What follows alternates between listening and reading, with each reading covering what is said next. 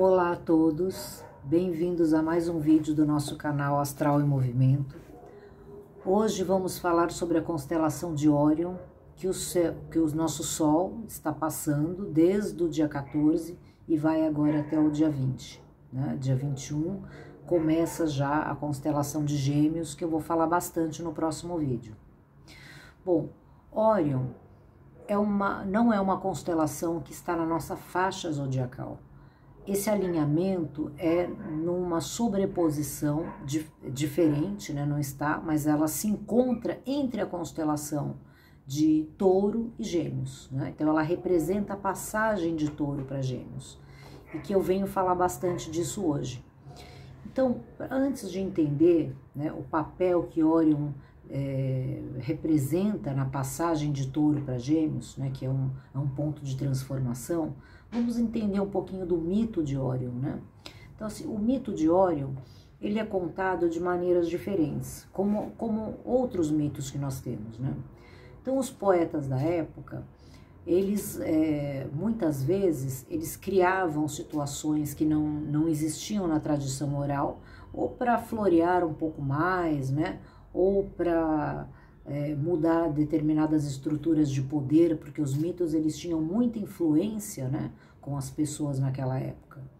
Ou eles eram construídos de maneiras diferentes, né? Então, a contagem do mito que eu gosto mais, né, de Órion, né, é como caçador, né? E Órion é uma constelação que ele está em muitos outros mitos também. Então, assim, Órion ele está no mito egípcio, né, como Horus, né? Então até os nomes são semelhantes, né? Ele está como Orum, né, na mitologia africana, como a morada dos deuses, né? Ele também foi descrito por uma adventista chamada Ellen, né? Não me lembro agora o sobrenome dela, que ela tem uma visão com a constelação de Órion, que é muito respeitada essa visão, né? Escreveu livros e tudo, porque a própria astronomia identificou os detalhes da visão que ela teve só muitos anos depois, com o desenvolvimento dos nossos telescópios mais potentes, né? Então, Órion, ele é o alinhamento das pirâmides, né, com o cinturão de Órion, que são as Três Marias, né? Ele é uma constelação que ela é próxima de nós, né? Então, são muito visíveis as estrelas de Órion no céu, no nosso céu, mesmo quando nós temos por exemplo, aqui em São Paulo, onde eu moro, que nós temos bastante poluição, né? Mas no céu noturno as estrelas são visíveis, Betelgeuse, né, que é o ombro, né, a estrela que está no ombro de Órion, que é a mais brilhante, e as Três Marias. Bom, Órion, como caçador, o mito dele conta que, primeiro, ele não sabia quem era o seu pai, né, porque foram alguns deuses que deram ali. Não vou contar assim, tantos detalhes do mito, que é até fácil de encontrar para quem quiser, né, que foram responsáveis pela sua vida, né? Então ele nasce um semideus criado dentro de uma família humana. Então ele era um gigante, né, por esse motivo. E ele era muito discriminado, perseguido, sofria bullying por causa disso, né? Então ele tem assim ele vem falar da rejeição social, da diversidade, da necessidade de aceitarmos a diversidade. Órion, ele é a constelação que ela faz uma contraposição, uma complementação com a constelação de Ophiuchus, né? Então, assim, Órion e Ophiuchus, eles vêm como novas nos nossos tempos, né? Porque existem sempre, né? Mas vêm novas como os nossos tempos, como necessidades fundamentais para o que nós estamos vivendo. Então, Ophiuchus, ele vem falar de cura, de amadurecimento, de entrega, né, sacrifício, de encontrar os seus objetivos na vida e ir atrás disso, né? E Órion, ele fala da transformação necessária para se encontrar esse caminho. Então, dentro dos meus estudos, né, dos meus alunos e de muitos astrólogos que me acompanham, eles têm uma grande dificuldade em entender a constelação de Órion, porque é uma dificuldade de muitas pessoas, né? Porque entender ponto psicológico, né, da diversidade, muitas vezes nós estamos dentro dela e não percebemos, né? Então, assim, a maior parte da população está naquilo que nós consideramos as minorias, né? Ah, porque você é mulher, ah, porque você é homossexual, ah, porque você tem uma cor de uma raça diferente, ah, é porque você... Então, assim, essas considerações, né, preconceituosas, infelizmente, ao invés delas diminuírem, elas só aumentam. Mas também vem aumentando a necessidade dessa conscientização e a justiça necessária para que isso seja respeitado, né? Então, Orion, ele fala desse lugar, né? Do lugar que nós só podemos compreender estando no lugar do outro, né?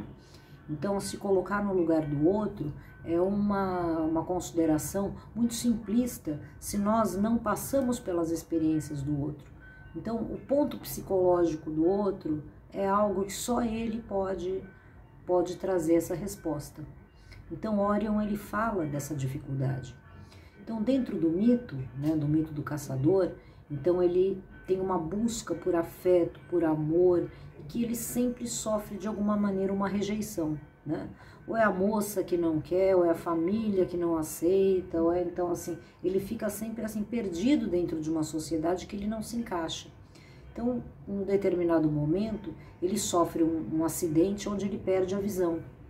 Então, orientam ele no seguinte: olha, você procure, vá até a ilha, né? Tinha uma ilha ali que indicaram para ele, e você procure a ninfa, né? Essa ninfa que ela vai restaurar a sua visão.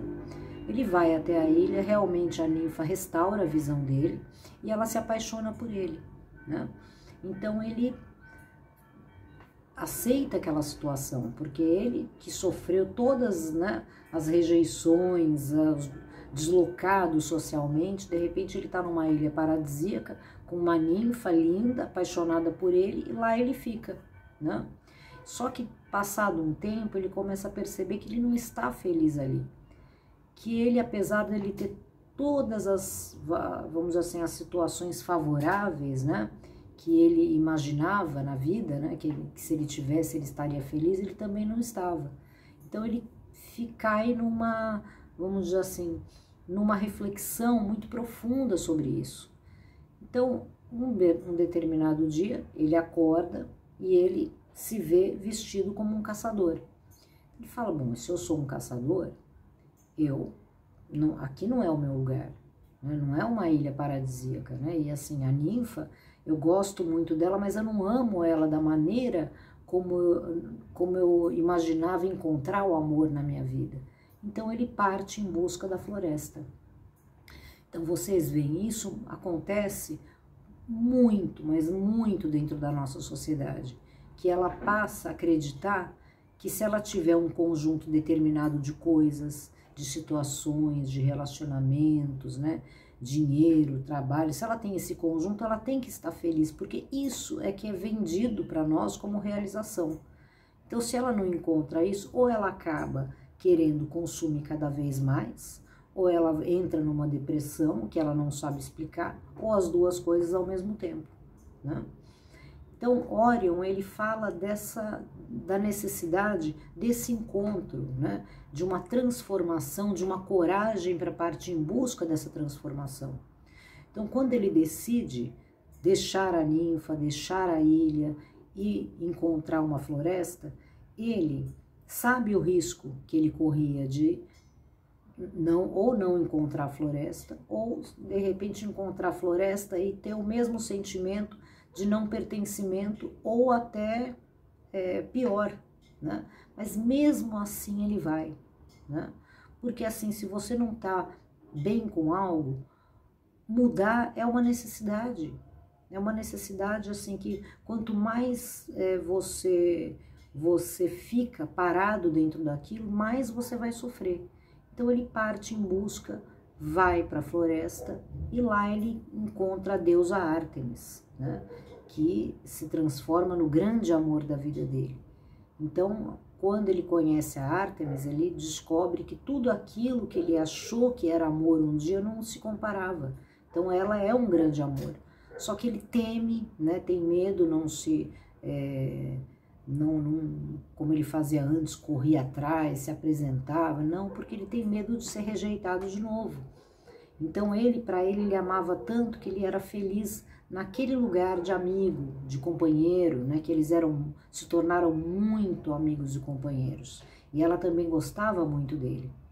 E isso desperta o ciúme do irmão dela, do Apolo, que ela jurou, né, a virgindade dela, que ela nunca perderia a virgindade, ela jurou isso para o irmão. Né? Então, quando ele vê a proximidade dos dois, ele compreende que, embora não tenha o aspecto físico ali, existe o aspecto emocional, o aspecto da intimidade, do psicológico, ele fica enciumado disso também. Né? Então, ele passa a perseguir Órion. Então ele persegue Órion, como era um semideus, muito ágil, muito rápido, né, um caçador, ele foge e corre, chega uma hora que o que sobra para ele é o mar, ele sai nadando, né, e Apolo não consegue pegá-lo. Aí Apolo chama a irmã, chama a Ártemis, que era uma exímia, né, com arco e flecha, e ele aponta, né, Órion, ela não sabe que é Órion, mas um pontinho distante no mar, fala, você tá vendo aquele pontinho ali? Você consegue acertar com a sua flecha? E ela acerta, e mata Órion, né? E quando ela descobre que era Órion, ela sofre muito, porque não só porque ela descobre que matou Órion, que era o seu amigo, seu companheiro, mas que ela amava ele também. Então ela transforma ele na constelação de Órion. Então esse é um mito que fala não só do amor rejeitado, né, do amor que tem essa entrega, né, maior do que as questões materiais e mundanas, mas também daquele amor que ele é eliminado por não ter a capacidade de observar. Né? Então tem vários ensinamentos aí. E o que ele representa nessa passagem de Touro para Gêmeos, né? Então, Touro, vamos dizer que Touro, ele é a representação do amor.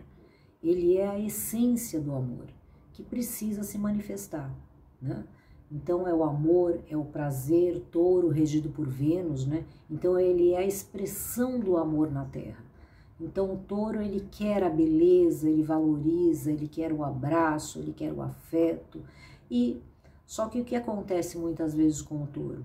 Ele se acomoda em algumas situações que, vamos dizer assim, aparentemente satisfatórias e que não são de verdade. Então é como o momento em que Órion estava ali com a ninfa na ilha paradisíaca, né? Então aquele momento de acomodamento é representado por Touro, né? Agora, a transformação necessária para se encontrar de verdade o amor. Então, esse medo, né? Esse medo latente em Touro, né? Vocês veem que Touro, qual é o oposto de Touro? É Escorpião. Então, uma hora vai ter a picada, que é a transformação, vai do 8 para o 80, né? E o Touro, ele, no fundo, ele sabe disso, só que ele tem medo, né? Porque muitas coisas vão mudar, mas inevitavelmente as coisas mudam, né? Então, quando Órion parte em direção à floresta e encontra a Ártemis, né? Então, esse é o movimento de Gêmeos, né? Então, Gêmeos é a constelação que representa as almas gêmeas, né? Então, o geminiano, ele tem uma busca incessante pelas suas almas gêmeas, em todos os sentidos, familiar, amizade, relacionamento, ele precisa viver em par. Ele não pode viver sozinho, porque o ser humano foi feito para viver em comunidade, né? Então, o movimento para esse encontro, então essa transição, né, que faz de Touro para Gêmeos, que Órion está ali, fala assim, olha, os verdadeiros encontros com a vida, né, para que aquilo possa representar o melhor que nós trazemos dentro de nós, é necessário coragem, é necessário aceitar a transformação como algo positivo. Então, esse é um símbolo muito forte de Órion, Então, nesse momento no céu, não só o Sol está na constelação de Órion, como Vênus e Mercúrio também. Então, Vênus e Mercúrio são planetas que eles sempre estão muito próximos do Sol, né? Pela proximidade, né, física que eles têm, né? Então, astrologicamente, a gente mede isso geralmente ou estão no mesmo signo, ou no signo vizinho, no máximo 2 adiante, ou 2 para trás, né? Agora, nem sempre eles estão tão conjuntos como agora. Então, eles estão reforçando a necessidade desse movimento de Órion, eles estão nessa conjunção já há tempos, né? Então, reforçando a necessidade da transformação que nós precisamos fazer para encontrar a nossa essência, nossos verdadeiros ideais, né? Aceitar a diversidade, procurar entender, procurar aplicar a justiça sobre isso, né? Então, esses são movimentos importantes. Então, são dias de agir, pensar, transformar dentro desse espírito de Órion. Agora, vamos falar sobre a passagem da Lua nesses dias, né? Então, hoje, não só hoje, né, de 2 dias para cá, e nós vamos até amanhã ainda, a Lua ela está transitando na constelação de Virgem, né? Então, Virgem é aquele sentido de considerar a importância do coletivo na nossa vida, do cuidado uns com os outros, né? Dos detalhes que tem que ser muito bem elaborados, muito bem planejados.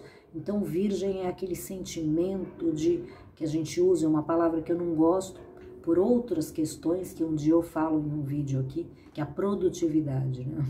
Então, assim, Virgem a palavra produtividade tem tudo a ver com Virgem, né? Virgem é aquela que produz coisas, né? Então, são aquelas pessoas que querem estar o tempo todo fazendo alguma coisa, ela não aceita aquela coisa, não vou fazer nada. É impossível, né? Então, ela tem uma necessidade muito grande nisso. E hoje, por exemplo, né, Virgem, a Lua, ela está fazendo 3 aspectos, né? Ela está fazendo um aspecto simultâneo de quincunce, né, que é uma distância de 150 graus, é como se ela abrisse um V, né, com Urano e Saturno, né? Então, esse aspecto de Lua com Urano e Saturno vem falar, olha, a gente tem que colocar ordem no caos, né? Mas não ficar com raiva do caos. O caos, muitas vezes, ele é necessário para que a ordem seja feita da maneira correta. Por exemplo, é como você tá todo dia empurrando um pouquinho aquela coisa ali para parecer que tá ajeitada, mas não tá, né? Então, às vezes você tem que tirar tudo do lugar, jogar no chão, aí colocar direito, aí vai ficar realmente organizado. Então, esse é o aspecto, né, de Urano com Saturno, é a ordem no caos, certo? Porque o caos não pode ser eterno, a ordem também não pode ser eterna, né? Então, assim, eles têm que fazer esse contrabalancear um com o outro, né? Mas, ao mesmo tempo, também tem um aspecto de Plutão, né? Então, Plutão, ele põe uma força maior nisso, tanto para a chegada do caos, quanto para a chegada da ordem, né?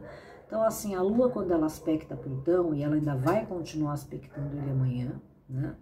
Então, são dias, assim, que Plutão, ele é a energia dos extremos, né? Então, eu gosto muito de usar o símbolo do Guerra nas Estrelas, né? Plutão, ele vai falar, olha, ou você segue o Mestre Yoda, ou você abraça o Darth Vader, né?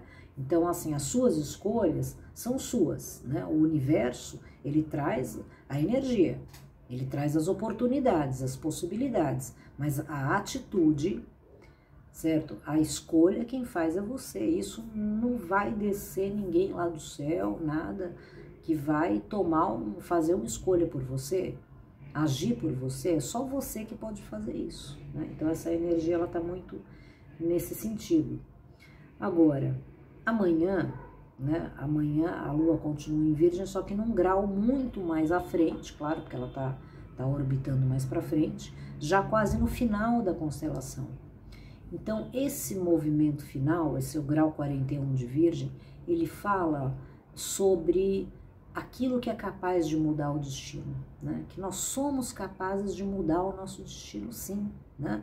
Porque tem uma parte do nosso destino que ela é escrita por nós todos os dias, né?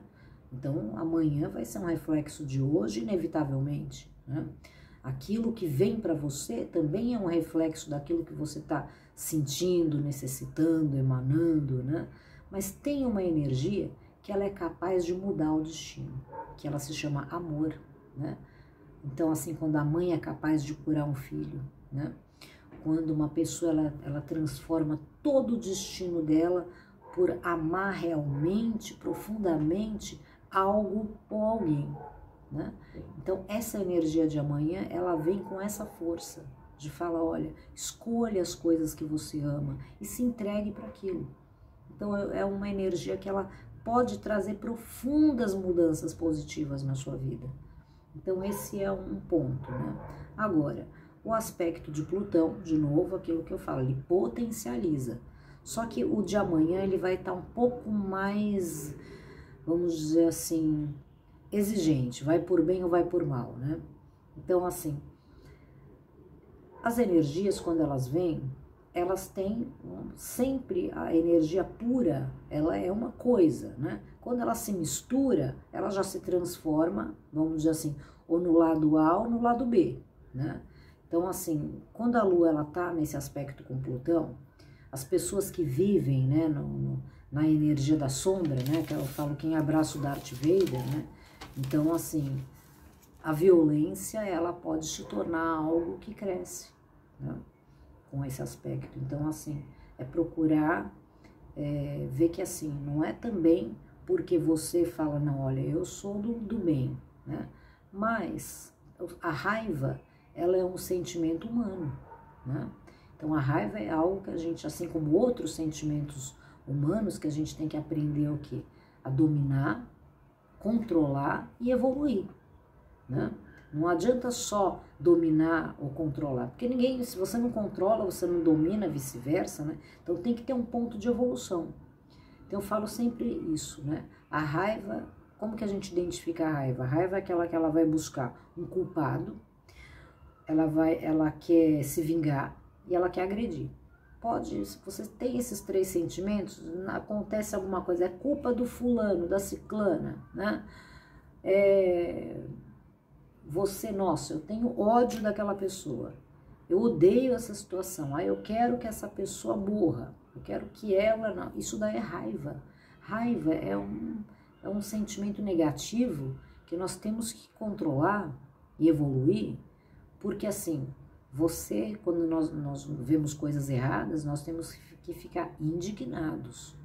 Então, assim, quando você evolui a raiva, você não quer mais buscar culpados, agredir nem se vingar. Você quer justiça. Então, justiça, sim, é legítimo do ser humano, né? E existem leis, né, justamente por isso, para que quando as pessoas encontrem situações erradas, né, ou se elas sofrem coisas erradas, elas vão buscar a justiça. Só que a justiça, ela tem que ser, vamos dizer assim, ela tem que estar em equilíbrio também, né? Então, o que eu digo sempre, que a justiça, quando ela é boa, né, ela é um reflexo da justiça divina. Quando ela é ruim, olha, se é só uma justiça humana, aí é complicado, né? Vamos lembrar que já foi legalizado, escravizar pessoas, espancar elas até a morte, né? Fazer coisas inomináveis, né? Que hoje a gente reconhece como pode, né? Então, assim, isso era uma justiça que não era divina, né? Não era uma justiça correta. Mas, assim, a gente tem que apostar nas leis que nos regem, que elas estão sintonizadas para muitas situações, que não precisariam chegar, né, a pontos extremos, basta procurar por isso, certo? E falando em justiça, né, 19, né, dia 18 e 19, a Lua já sai da constelação de Virgem e entra na constelação de Libra, que são os pratos da balança, né, que é o equilíbrio, que é a justiça, né, vamos dizer assim que Libra personifica a justiça no ponto do homem justo, do homem que tem que ter a capacidade para aplicar a justiça, né? Então, assim, a justiça em forma de leis, de luta pelas leis, já é algo da constelação do Sagitário, que mais para frente a gente vou falar um pouco hoje, porque vai ter um aspecto de Júpiter aqui, né? Que a Lua vai fazer. Então, assim, Libra, né? Libra, qual é o sentido de Libra, né? Libra, ela é a única constelação que é dada em homenagem aos homens quando eles são capazes de ser mais justos do que os deuses, né? Então, assim, um homem bom, um homem justo, é o quê? É um homem equilibrado. Então, Libra é como se fosse, ele representa a constelação que fala, olha, vocês olham para o céu para ver como é que tá, mas vamos lembrar que, assim, o céu também olha para você, né? Então, você tem que agir em acordo com aquilo que você acredita. Então, você não pode divulgar para todo mundo que é bom isso, bom aquilo. É quando você está ali nas suas quatro paredes ou na sua intimidade da vida, você faz tudo ao contrário, né? Ou você prega um equilíbrio que quando você é submetido àquela prova, você se desequilibra, né? Então, o Libra, ele vai falar de um movimento que nós temos que ter em consideração. Aqui nós temos uma imagem que o mundo olha, né? Então, assim, você pode acreditar que, olha, essa coisa da materialidade é uma futilidade, então por isso eu vou nessa reunião de pijama, né? Mas será que você vai ser visto da mesma maneira, né? Então tem um ponto, né, dentro da nossa vida que a gente tem que considerar que não é uma futilidade, né? O mundo nos observa, então a gente tem que estar à altura daquilo também, né? Então o Libra tem esse aspecto. Agora, no dia 18, Libra, a Lua, ela vai estar em Libra em conjunção com Palas Atena, né? Então, Palas Atena, e vai estar também em oposição com Urano, né? Assim, Palas Atena, ela representa a inteligência cósmica, uma inteligência superior. Então, assim, quando uma pessoa ela traz tanta luz de inteligência para a Terra, não é só uma inteligência que é dela, é uma inteligência que ela também recebe. Por quê? Ela busca tanto o conhecimento, ela é tão dedicada àquilo, é como se ela alcançasse um nível onde ela começa a receber mais ainda uma inteligência que é como se ela fosse plasmada no universo, né? É como, por exemplo, você tem uma reflexão super elaborada, um insight. Aí você vai lá, a gente está nesse mundo totalmente conectado, né? Pelas redes sociais, né? Que isso tem um lado muito bom. Aí você vê, puxa, tem uma pessoa falando daquilo, a outra também. Você vê que, você percebe que a sua mente e a dessas pessoas se sintonizaram com a mesma esfera de conhecimento ao mesmo tempo, né? Então, isso é uma inteligência cósmica, é como se fosse um andar acima, né, da nossa mente, uma mente superior. A mente superior, sim, ela é compartilhada, né? Então, Palas Atena representa isso. Então, a Lua, nessa conjunção, ela traz com mais força, uma clareza para esse sentido de justiça que é Libra, né? Para o sentido de observar não só como as pessoas se apresentam do lado de fora, né? Mas se elas praticam isso na vida delas também, né?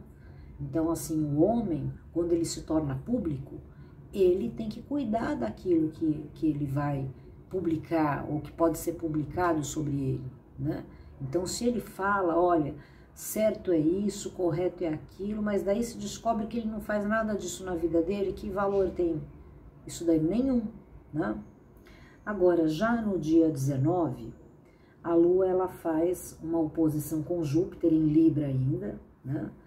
Então, Júpiter, ele reforça esse sentido que eu falei. Júpiter, como ele rege Sagitário, como eu disse, o Sagitário, ele é a lei em si. Libra é aquele que vai aplicar a lei, ele é correto o suficiente para aplicar a lei, ou como juiz, ou como assim, o banco das testemunhas, né? Então, assim, são aquelas pessoas impolutas da sociedade, né? Que tem que ser corretas, né? Agora, Júpiter, ele vai representar a lei divina, né? Então, Júpiter é aquele que vai falar, olha, o processo de educação do ser humano, ele tem alguns níveis, né, importantes. Então, nós nascemos para sermos educados por alguém. Nós somos educados pela nossa família, nós somos educados pela escola, pela sociedade, ao ponto de nós não precisarmos mais ser, que isso seria o ponto ideal, né? Mas sermos educados pela família, nem pela escola, nem pela sociedade, porque aprendemos aquilo, né? Então, quando a pessoa não aprende isso, ela fica de difícil convívio, né? Então, quando nós aprendemos o suficiente, somos capazes de nos educar, aí nós também temos um compromisso de educar o próximo, né? Então, o próximo pode ser um filho, um aluno, nesse ponto, né, do hierárquico de educação, ou mesmo como um exemplo, né?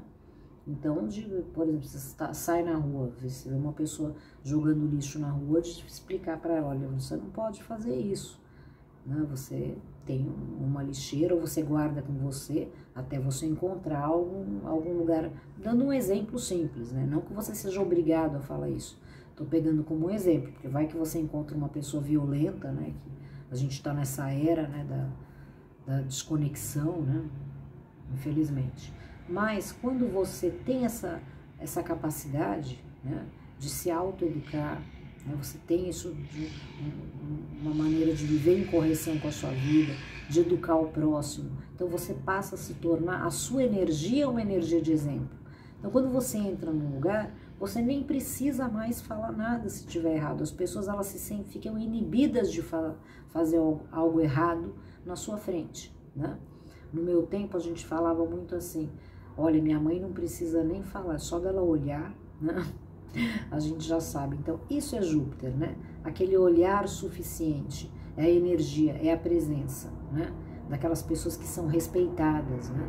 Então, assim, a oposição da Lua com Júpiter em Libra traz muito esse aspecto.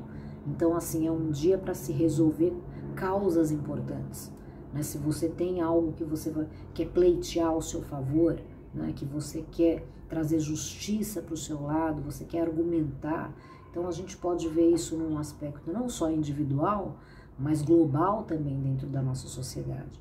Então, muitas leis importantes podem ser discutidas nesse dia e até resolvidas de uma certa maneira, né? Então, uma puxada para falar, olha, vá para a lei divina, ou seja, aquela lei que ela é realmente boa, não aquelas leis provisórias que se criam, né, dentro da nossa sociedade e que a gente vê que daquilo de bom não tem nada, né? É só para favorecer algum tipo de burocracia, né? Agora, no dia 20, a Lua, ela já entra na constelação de Ophiuchus, né? Então, Ophiuchus, que é o que? É a cura, né? Aquilo que eu falo sempre. Então, Ophiuchus é a maturidade, a cura. Então, ela vai ficar na constelação de Ophiuchus no dia 20 e no dia 21. Então, no dia 20, a Lua, ela tá, ela vai falar o quê? Para a gente se conectar com as boas memórias, as boas lembranças, porque isso é cura, né? Vocês sabem que a mente, ela rege todos os nossos processos, né? Então, a nossa mente, ela cocria coisas. Você fica pensando muito numa coisa que não acontece, né?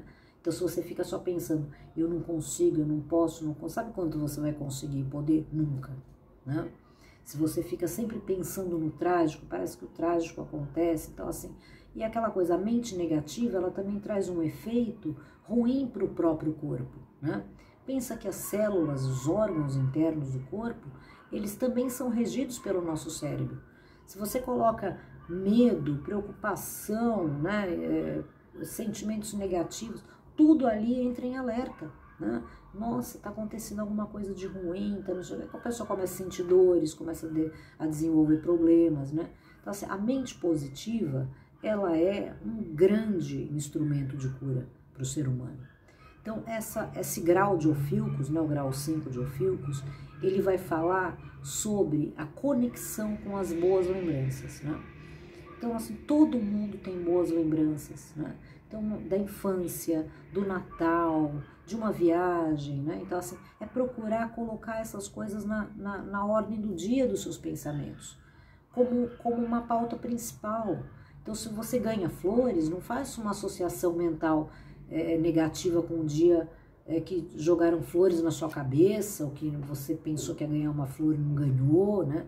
Pensa, flores de enterro, né?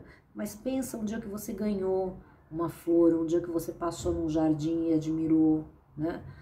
Você foi numa floricultura, procura colocar suas memórias num ponto melhor, né? Porque a energia de cura desse dia é uma energia que ela vai estar muito conectada às boas lembranças, às boas memórias. Então, manter elas durante esse dia, olha, no dia 20 agora de junho, e é o último dia de Órion, né? Então, tem muita força no último dia. E vocês veem, tão forte, né? Que no último dia a Lua vai estar passando no seu contraponto complementar, que é o Ophiuchus, né?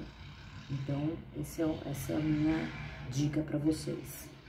Bom, no dia 21, ainda em Ophiuchus, né, mas já no penúltimo grau de Ophiuchus, é também o dia da chegada do Sol na constelação de Gêmeos, que eu vou falar bastante na próxima semana. Então, é um dia forte também, é um dia assim que o penúltimo grau da constelação de Ophiuchus, né, o penúltimo e último grau, eles são alinhados ao centro da nossa galáxia, né? Então, o centro da galáxia, que é o buraco negro, né? Então, existe um mistério, uma dúvida misteriosa, né? Na astrofísica, né? Que é se os buracos negros eles são formados depois da galáxia, né? Como se a galáxia, ao ela se formar, chega o buraco negro, ou se o buraco negro é que forma toda a galáxia. Eu acredito, na minha visão, que é esse segundo ponto, que o buraco negro ele forma toda a galáxia. Então, o buraco negro ele é um ponto de entrada de vida, né? Então, quando nós estamos alinhados com ele, o Sol se alinha todos os anos na época do Natal, né? A Lua, todos os meses ela se alinha, porque a Lua é muito mais rápida, né? Então, assim, nesse dia da chegada de Gêmeos, né? Que é o último grau, né, da constelação de Ophiuchus, é muito importante. Então, o que nós vamos, o que é importante nesse dia? É refletir sobre as bases da sua vida. Quais os ideais que você defende? Qual a qualidade das bandeiras que você carrega na sua vida, né? Porque assim, para a vida valer a pena, nós temos que ter boas bandeiras, né? Quais são as bandeiras? Então, aquela coisa, o que eu acredito, o meu trabalho, a minha família, quem eu sou. Então, qual fortalecimento que estão as suas bandeiras na vida, né? Então, assim, é muito importante refletir sobre essas conexões nesse dia importante, que vai ser o dia 21, que também vai ser uma lua cheia, né? Então, a lua vai estar ali em oposição ao Sol. Então, o que é importante, né? Nesse dia de lua cheia, chegada de Gêmeos, alinhamento da Lua com o centro da galáxia, né? Então, se conecte, né, com o amor, com o conhecimento. Então, assim, as únicas duas coisas que não precisam ter limites, né, dentro da nossa vida é o amor e o conhecimento. Conhecimento, ele só traz o quê? Cura.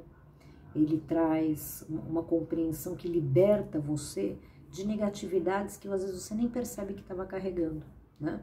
O que estava faltando ali? Conhecimentos, né? Então a gente tem que tirar essas coisas estagnadas da vida, né? Nas crenças principalmente. Bom, para finalizar, eu quero falar que é importante o despertar de Órion, né? Quero que vocês fiquem com a seguinte mensagem: encontre o seu caçador e vá em busca da sua floresta, né? Seja qual sentido for para a sua vida. E lembrando, para quem gosta de astrologia, que eu tenho um curso completo de astrologia sideral, eu tenho 28 aulas, que são videoaulas, transcrições, apostilas, materiais de apoio. Eu tenho um sistema tecnológico que você pode calcular o seu mapa sideral, ver ali as posições reais, né, que estavam no momento do seu nascimento. E a astrologia como atividade, em que nível for, ela é sempre uma base muito benéfica para a vida. Tá bom? Então, obrigado a todos, a presença de todos, e até o próximo vídeo, que nós vamos falar sobre a chegada de Gêmeos. Obrigada.